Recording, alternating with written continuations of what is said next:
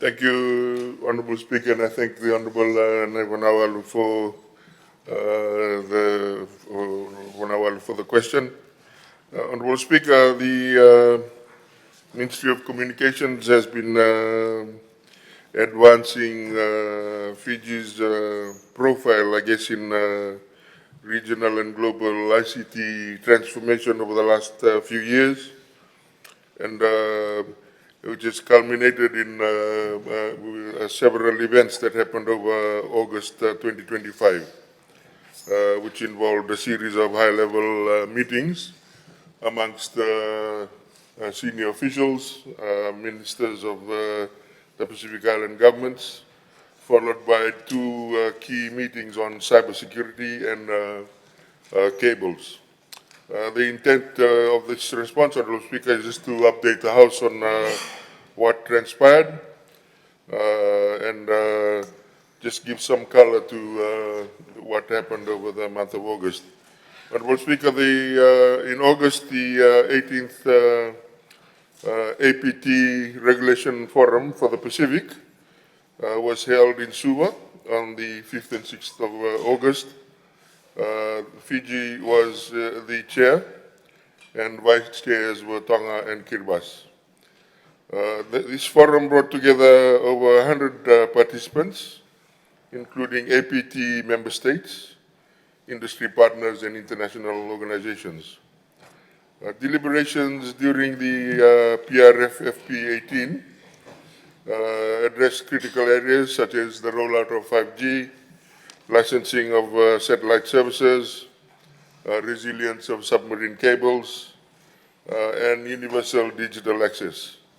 The forum was also used as a forum to just share the stages at which each Pacific Island country was at in terms of their own digital transformations.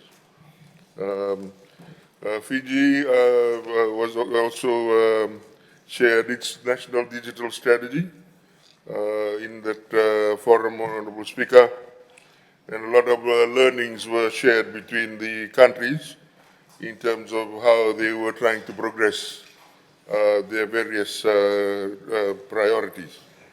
Immediately after that senior officials meeting, Honourable Speaker, the Pacific Islands Ministerial Forum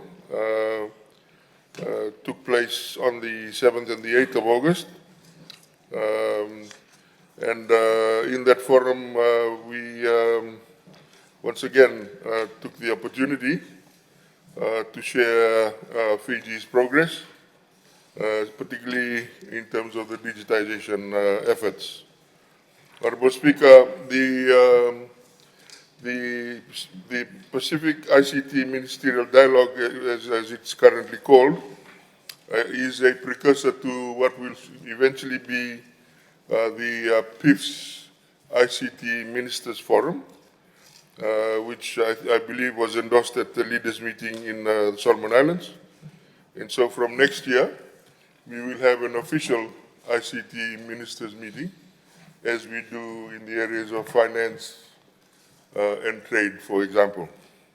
This, of course, is a great step up for ICT issues in the Pacific, and will ensure that as the 2050 Blue Pacific strategy is rolled out, ICT will have a place in the discussions in the leadership forums.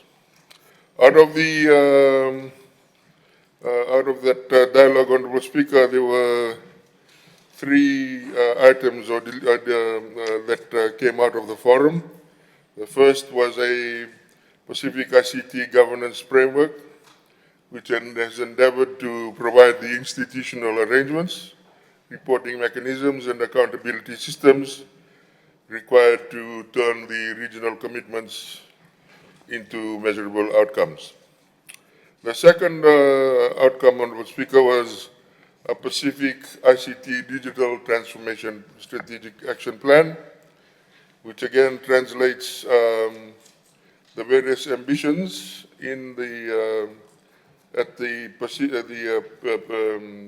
ICT level into projects, including a keen focus on the last mile connectivity and also growing the ICT sectors in the various Pacific countries. And finally, Honorable Speaker, there was a ministerial communique which reaffirmed the collective political will to advance inclusive digitization, secure cyberspace, ensure that infrastructure remains resilient, and innovation is encouraged. The ministerial communique also articulated that it wished to strengthen the Pacific's ability to speak as one voice in ICT negotiations.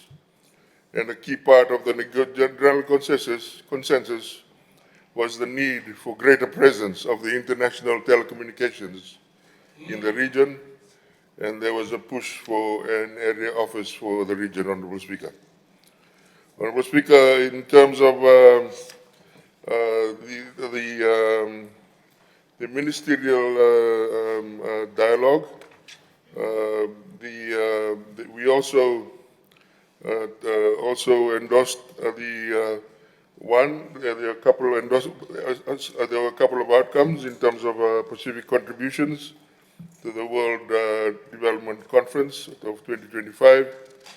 First was the modification of Resolution 16 to ensure that specific needs of small island developing states, least developed countries, and landlocked developing countries were explicitly recognized in ITU's development agenda. And secondly, a new resolution on the implementation of the Lagatoy Declaration, which is the Pacific Islands Declaration calling on ITU partners to provide technical assistance, funding, and partnership to support delivery of the Pacific Action Plan. Honorable Speaker, what this means in terms of the Pacific is the respective countries roll out their own digital transformation ambitions, that they are very much aligned to what the Pacific Islands Forum is endeavoring to do, and will also ensure that there is cohesion when it comes to policy debate or advocacy on the global stage for the Pacific Islands. So in terms of communications, Honorable Speaker, across the Pacific, I think we should be rest assured that we are in a good place in terms of advocacy of ICT and digital transformation issues. Honorable Speaker, the balance of August was then had two particular conferences of importance. The first was to do with Pacific Cyber Week, and it basically involved the discussions around cybersecurity issues across the Pacific and looking at how we can continue to have robust cybersecurity ecosystems across the Pacific Islands. Honorable Speaker, for Fiji, we are acceding to the Budapest Convention on Cybercrime, the second additional protocol. We have acceded, and the signing is of the UN Convention on Cybercrime is happening next month, which is significant for Fiji. I had mentioned the development of the CERT, Emergency Response Team for Fiji, which is now operational. And also, we have established a 24/7 Securities Operations Center. So these are sort of regional leading initiatives from Fiji, and we are also developing our national data protection policy.